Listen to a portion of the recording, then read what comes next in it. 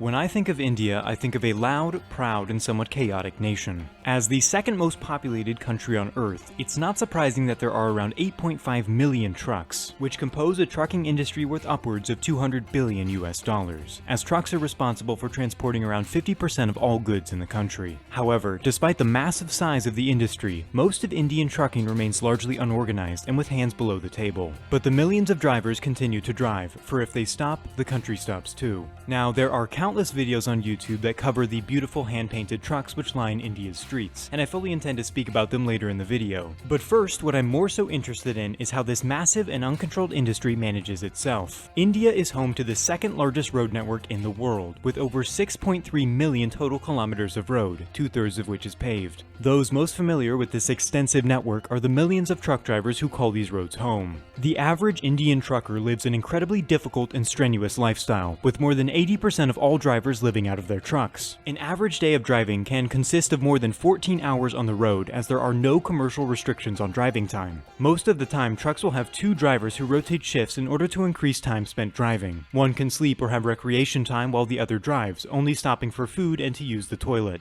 Even with this rotating system, most drivers only get a few hours of sleep a night. Most Indian trucks are rigid and have somewhere between 2 and 5 axles, though there are longer articulated trucks which can be seen from time to time as well, mostly hauling shipping containers. Indian brands such as Tata, Mahindra, Ashok Leyland, and many others dominate the Indian truck market, though there are plenty of foreign brands, mostly from Europe and Japan as well, which have been increasing in frequency. One thing that sets Indian trucks aside from their foreign counterparts, outside of their beautiful exteriors, is the construction, as Indian trucks are sometimes altered to be made up partially of wood, something that has long since been abandoned in many areas of the world due to flammability. There are legal regulations in place which enforce the allowed weight per axle on trucks, though overloading and load protrusion are incredibly common, as the only body which is responsible for ensuring proper weight distribution is largely corrupt. One thing we don't often consider in the West is how rampant corruption and bribery is throughout much of the world, and India is no exception to this. Drivers are extorted at tolls by both the police and government employees along their route, and are forced to pay up if they don't want to be subject to inspections, which could delay their shipments and lead to even more fees being placed on the driver.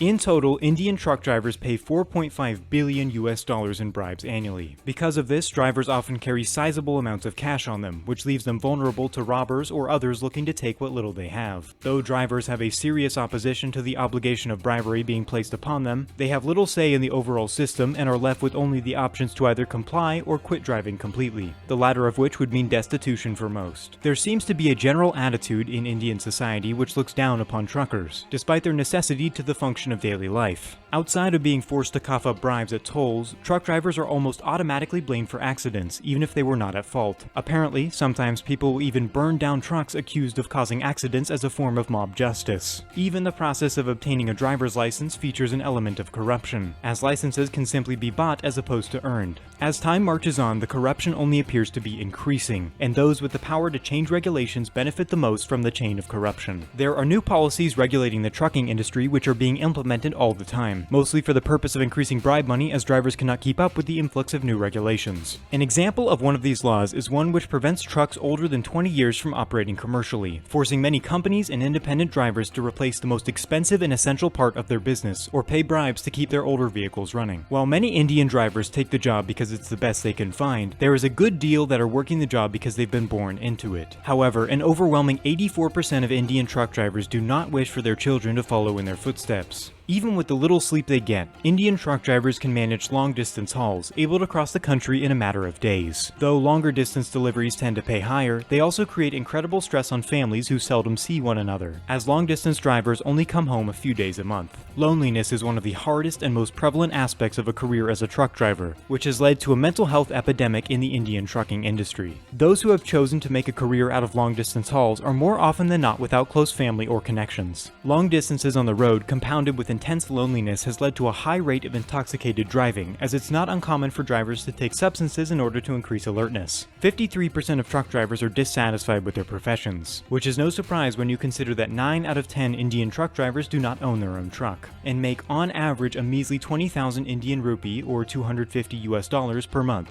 Within the context of the system, this makes the obligation of bribery that much worse. Aside from the rampant corruption and poor conditions which plague the industry, truck driving in India is incredibly dangerous. India tops the world in road crash deaths, with around 15,000 truck drivers dying annually. In addition, much of the rural road infrastructure is in great need of repair. Weather events such as floods, earthquakes, storms, etc. can wipe out roads completely, leading to incredible difficulty for drivers attempting to pass. But as is the spirit of India, the truckers keep trucking. Jumping over to the cities, the streets are packed with vehicles and people of all sorts. To an outsider, this haphazard flow of traffic may be a bit overwhelming, but there is an element of organized chaos which drivers are acutely aware of. Indian roads operate much how US or European roads operated prior to road regulations. A free flow of people, vehicles, and animals in a constant state of narrow avoidance. Another element of danger is that there are no public services in India. Without ambulances to help people, drivers are often aided by other drivers, as there is a strong sense of camaraderie between truckers. Now on to the lighter subjects. One of the most fun parts of being an Indian truck driver has to be the horn. Indians love honking their horn, so much so that the horn is a major part of driving. In the West, we use horns to alert other drivers when there's something wrong, whereas in India, the horn is used as a notice of existence, almost as if other drivers can't see them without the horn. Indian truck horns are often made up of a collection of smaller horns which can be tuned to play certain songs. This kind of horn setup allows for a driver to customize their honk, giving every single truck a unique sound. But customization on these trucks goes far past the horns, as almost every visual facet of an Indian truck is intentional and ornate, both exterior and interior. The exteriors of Indian trucks are visually stunning, being hand-painted with many brightly colored motifs that relate to Indian culture, religion, and history in a style known as Meenakari. Pardon my pronunciation.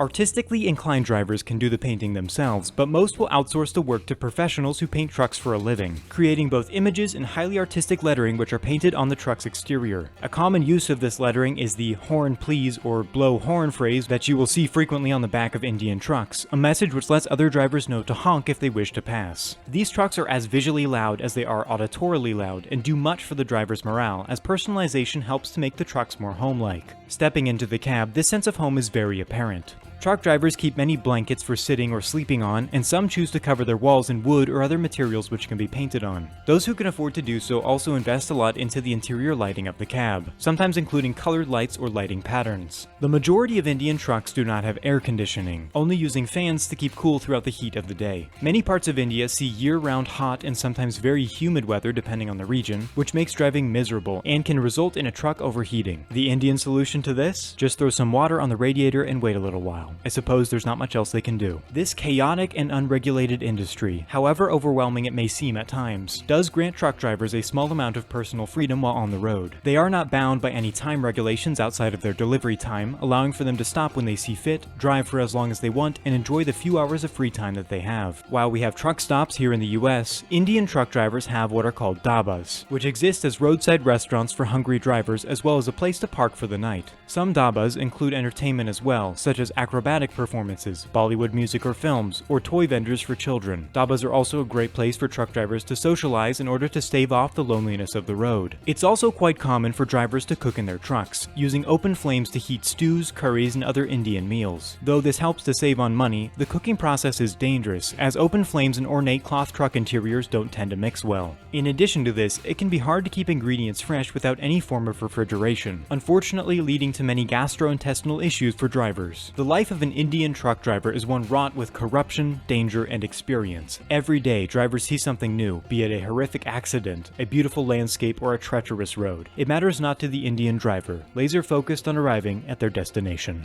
I apologize if this video came across as overly negative, but there seems to be so many issues facing the Indian trucking industry and Indian truck drivers themselves that I wanted to highlight the sacrifice that drivers make in order to keep the supply chain running. Anyway, thank you for watching and let me know what trucking culture you'd like for me to talk about next. I'm having a lot of fun with these videos. Thanks again and goodbye.